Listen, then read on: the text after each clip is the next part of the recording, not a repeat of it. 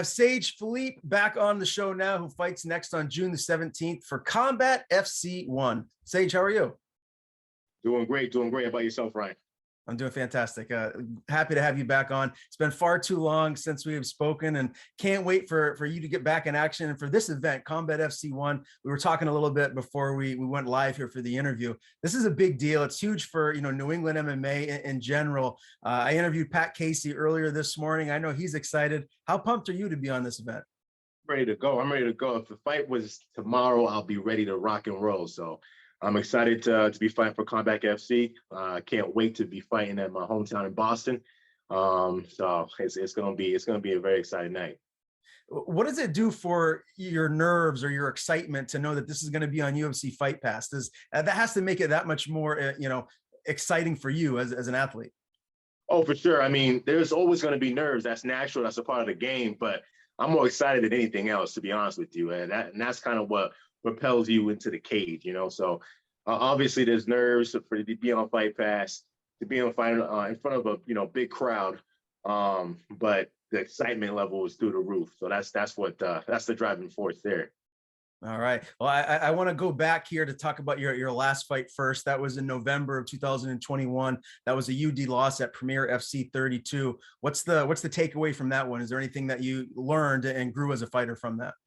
Yeah, so I mean, you guys see my resume, so I am fighting the top competition. Obviously, the mistakes and the margin of error is very slim in these fights, So it was just a miscalculation on our end as far as the grappling aspect of the fight. The guy was hugging me, humping my leg.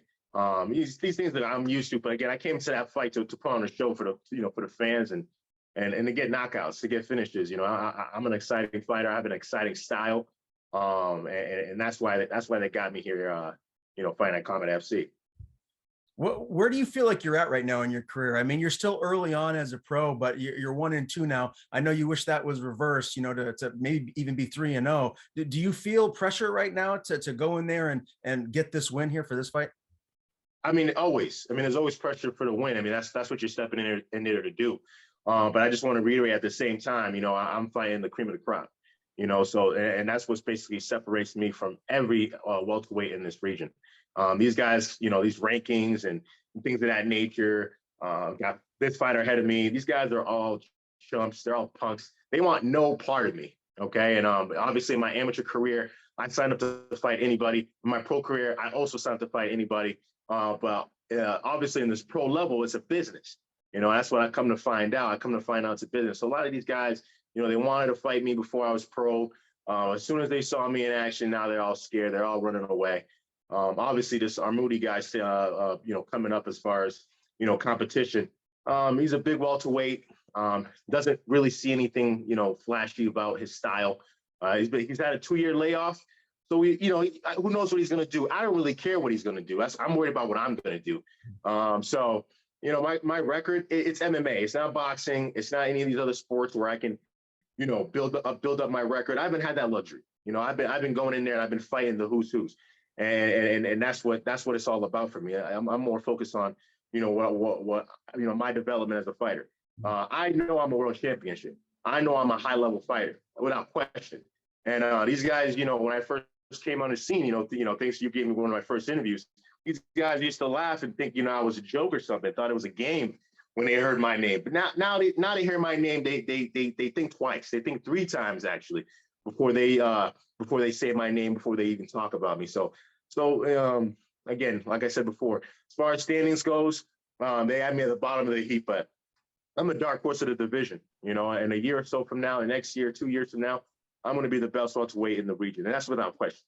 And I'm going to start that trend June 17th, against Mr. Armouti. So I just can't wait to get in there and showcase, my talent.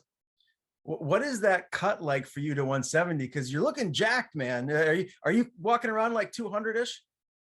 No, I actually never get that big. I'm never ever that big. So the most I'll be, is probably like 93, 90. So the cut is really nothing for me. I don't know if you noticed, but my last 3 fights were between 3 months. So I made 170 3 months in a row, you know. So it's my weight class. You know, I don't have a problem making this weight. I'm not starving myself. I don't have to deplete myself. I don't have to fight once every freaking 3 years like this Armouti guy. You know, this guy is probably eating grapes for breakfast and dinner. He's fought at welterweight a handful of times. So I mean, it's pretty obvious what he's trying to accomplish. You know, he's just trying to have the size advantage. But this is mixed martial arts. It's all about who the better fighter is. You can be as big as you want. Your head can be as fat as it want. Your ego can be as big as it wants. We both got to get in there, and somebody's got to oppose their will against the other. So I'm not really worried about these big welterweights. I've been fighting these guys in my pro level. You know, these guys have been an average of 6'2". You know, they're definitely walking around at 200, probably in a cage. I don't give a shit. I'm in there. I'm fighting, and I'm in there to knock them out. I'm in there to take their head off, and I'm in there to get better. And like I just mentioned before, you know, mark my words. I'm going to be a world champion. I'm a world class fighter. I'm going to be a world class fighter. And again, it just starts obviously one fight at a time, getting better every fight. And I look forward to these challenges. These guys, you know, they scare away from these challenges. When they hear of these type of competition, they would rather, you know, find them at a later date, right? Which it makes a lot of sense. But for me, I'm about getting better. I'm about putting my best foot forward every fight, every opportunity I get. Tell me a little bit about camp. How has it been thus far? Who are your main training partners that are around you day to day? Yeah, camp's been fantastic. I've been training, obviously down here in Western Mass. Again, like I said before, when I first came to the scene, these guys used to giggle and laugh when I used to go down to Boston with Ali Zebian, and you think we were a joke. But it's a totally different tone now. Now they take us very seriously. So they see this kind of talent that's coming out here. I've been down there with Grizzly Wrestling. I've been at obviously my home gym at Whitley's Boxing. And I really turned up this camp with Ali Zeb in Underground MMA. Again, I've been training with Ali since I first started in MMA, but I kind of went back to him just so he can work some of the holes that I had in some of my last outings, and we fixed those holes. You know, so again, the fight's a couple weeks away. Basically what's done is done right now in this camp, and I feel really good. If we had a fight tomorrow, I'd be ready to go. You know, I'll fight him anywhere. So the camp's been amazing. Obviously it's not my first rodeo at this point in time, right? We got almost 10 fights almost combined together with amateur and pro.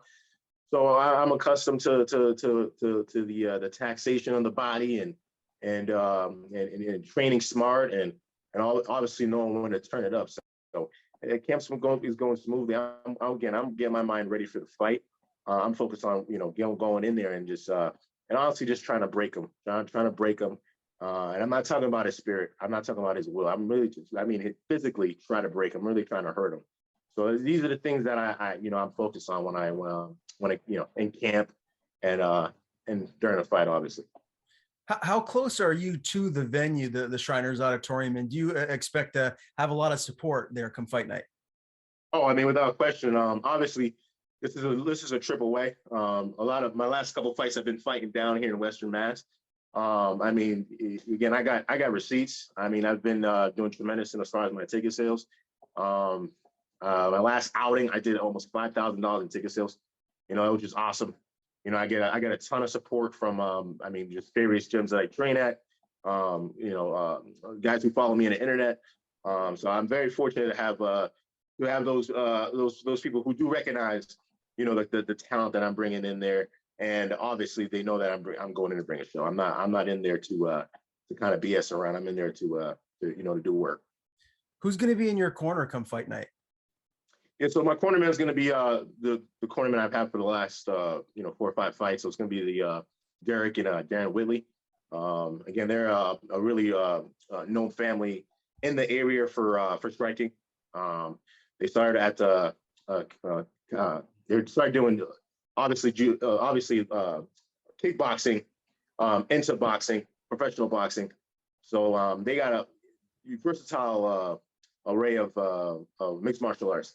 So I've been under them since amateurs, and they kind of basically developed the fighting style that I have now, basically.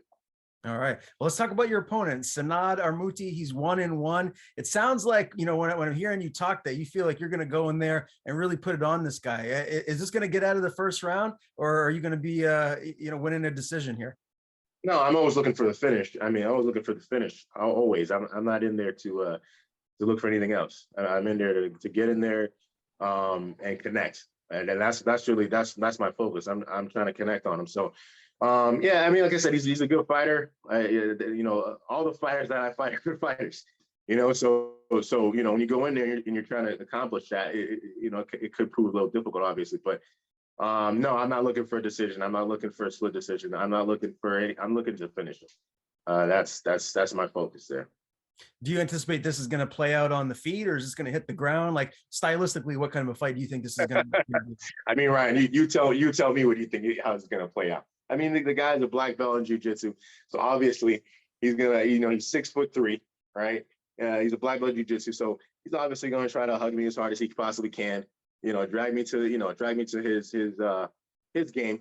But no, I'm gonna implement my game. I'm in there to do what I want and dictate how the fight goes, and put the fight where I want to put it. So I mean, again, he's pretty similar to the last guy I fought. Last guy I fought was a brown belt under David Branch. Again, it was just a misjudgment there. Again, I came in there for a striking contest.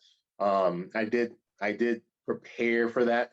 I did do some grappling, but not the necessary amount that I needed for that type of level.